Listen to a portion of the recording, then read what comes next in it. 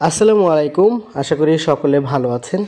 ইতিমধ্যে আপনারা সকলে অবগত আছেন যে ইএফটির মাধ্যমে এমপিও শিক্ষকদের বেতন নিয়ে একটি জটিলতা তৈরি হয়েছে, অর্থাৎ সামান্য বেতন সেটাও আটকে গেছে অনেকের। আগামী সপ্তাহে কিছু শিক্ষক বেতন পাবেন। প্রথমে আমরা বলে নেই যে কারা বেতন পেয়েছেন। যাদের এমপিও শিটের ব্যাংক অ্যাকাউন্ট, এনআইডি এবং ইএফটিতে হালনাগাদকৃত তথ্য একই রকম তারাই কেবল পেয়েছেন। তো এবার একটু জানিয়ে রাখি যে কারা পাননি। যাদের বিভিন্ন রকমের ত্রুটি রয়েছে তারা কিন্তু বেতন এখনও পর্যন্ত পাননি। এক্ষেত্রে আপনার প্রথমে করণীয় হচ্ছে যে আপনি আপনার নিজের প্রতিষ্ঠানের এমপিও পাসওয়ার্ড দিয়ে দেখে নিন যে কী অবস্থায় আছে আপনার ফাইলটি। প্রথমে দেখুন যে এই এভাবে ওয়েবসাইট ইমিস ওয়েবসাইটে ঢুকে যে চোখ আইকন দেখছেন, চোখ আইকনে ক্লিক করলে কিন্তু আপনি আপনার নিজের ফাইলটি দেখতে পাবেন। স্পেশালি দেখুন এই ফাইলটি, এখানে দেখুন এনআইডিতে ডট নেই কিন্তু এমপিও শিটে নামে ডট রয়েছে, আবার হালনাগাদকৃত ইএফটি তথ্যে ডট নেই। সেই ক্ষেত্রে এই ধরনের ভুলের কারণে কিন্তু তারা বেতনটি পাননি। তবে এই টাইপের ভুল যেগুলো ডট, স্পেস এবং পাংচুয়েশন মার্কে ভুল রয়েছে তারা কিন্তু আগামী সপ্তাহে বেতন পাবেন। তো আগামী সপ্তাহে তাহলে বেতন পাবেন না কারা? যাদের বিভিন্ন রকম নামের ক্ষেত্রে, বিশেষ করে এনআইডি, ব্যাংক অ্যাকাউন্ট, এমপিও শিটে হালনাগাদকৃত তথ্য এবং ইএফটিতে হালনাগাদকৃত তথ্যের মধ্যে নামের বানান, বিশেষ করে স্পেলিংয়ে ভুল রয়েছে, তাদের কিন্তু অবশ্যই সংশোধন করতে হবে। তারা আগামী সপ্তাহে বেতন পাবেন না।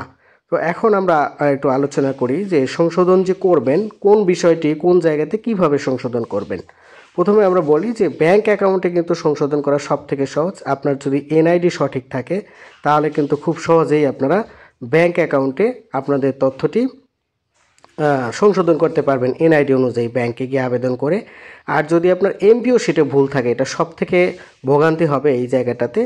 এমপিও শিটে ভুল থাকলে আপনার এমপিও শিটে ভুল সংশোধনের জন্য কিন্তু এমপিও আবেদনের জায়গাটিতে আবেদন করতে হবে। তবে আরও একটু অপেক্ষা করে দেখা যাক যে এডিট করার, ইএফটি ফাইল এডিট করার যে নিয়মটি দেবে সেই নিয়মে কিন্তু তখন কিন্তু তারা এটা একটা নোটিশ দিয়ে জানিয়ে দেবে যে কিভাবে কোন তথ্যগুলো সংশোধন করতে হবে এবং কত দিনের মধ্যে সংশোধন করতে হবে। তো এর আগে আপনারা যে কাজটি করতে পারেন, যদি আপনাদের এনআইডিতে সমস্যা থাকে তাহলে কিন্তু নির্বাচন অফিস থেকে এনআইডি সংশোধন করতে হবে। অর্থাৎ নির্বাচন কমিশনের যে ওয়েবসাইট রয়েছে সেই ওয়েবসাইটে এনআইডি তথ্য হালনাগাদ সংশোধন করার জন্য নির্ধারিত ফি দিয়ে আবেদন করার সুযোগ রয়েছে। সেখানে নির্ধারিত ফি দিয়ে আবেদন করলে এনআইডিটি যখন সংশোধন হয়ে যাবে তখন এনআইডি অনুযায়ী ব্যাংক অ্যাকাউন্ট এবং এমপিও ফাইল আপনাদের সংশোধন করতে হবে।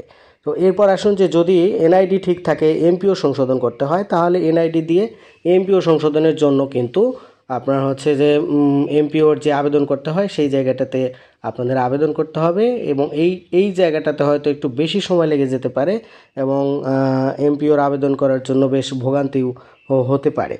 এরপর হচ্ছে যে যদি আপনার ইএফটিতে শুধু তথ্য ভুল থাকে, অর্থাৎ কম্পিউটারে টাইপজনিত ত্রুটিগুলো থাকে, তাহলে কিন্তু খুব সহজেই এই যে এডিট অপশন দিবে, এডিট অপশন দিলে ওই তথ্যগুলো সংশোধন করে দিলেই তারপর যাচাই বাছাই হবে, যাচাই বাছাইয়ের পরেই কিন্তু আপনারা বেতনটি পেয়ে যাবেন।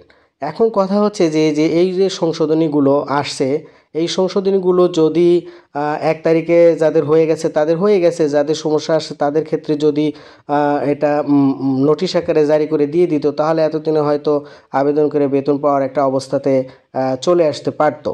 কিন্তু যেই ঘটনাটা ঘটলো সেটা হচ্ছে যে এখনও পর্যন্ত 9 তারিখ আজকে, এখনও পর্যন্ত কিন্তু সংশোধনের যে সুযোগ সেটি দেওয়া হয়নি।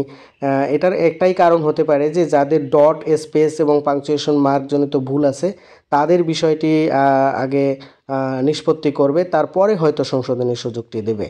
তো এই বিষয়গুলো নিয়ে আসলে মানে এখনও পর্যন্ত কর্তৃপক্ষ কর্তৃক কোনো নোটিশ জারি করা হয়নি, কর্তৃপক্ষ কর্তৃক কোনো অথেন্টিক মাধ্যমে কিন্তু নোটিশ আকারে বা প্রজ্ঞাপন আকারে বা বিজ্ঞপ্তি আকারে কোনো কিছুই প্রকাশ করা হয়নি।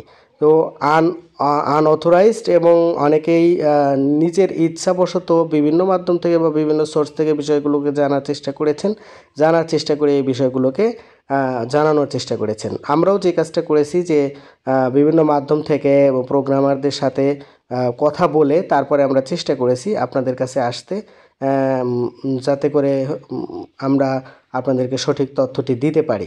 তো এই তথ্যগুলো যেহেতু পরিবর্তনশীল, এই কারণে কিন্তু আমাদেরকে তথ্যগুলো পরিবর্তন করেই দিতে হয়। এই বিষয়ে নিয়ে আসলে আমাদেরও কিছু করার নেই। ভালো থাকবেন সকলে এবং আমাদের সাথেই থাকবেন। আসসালামু আলাইকুম।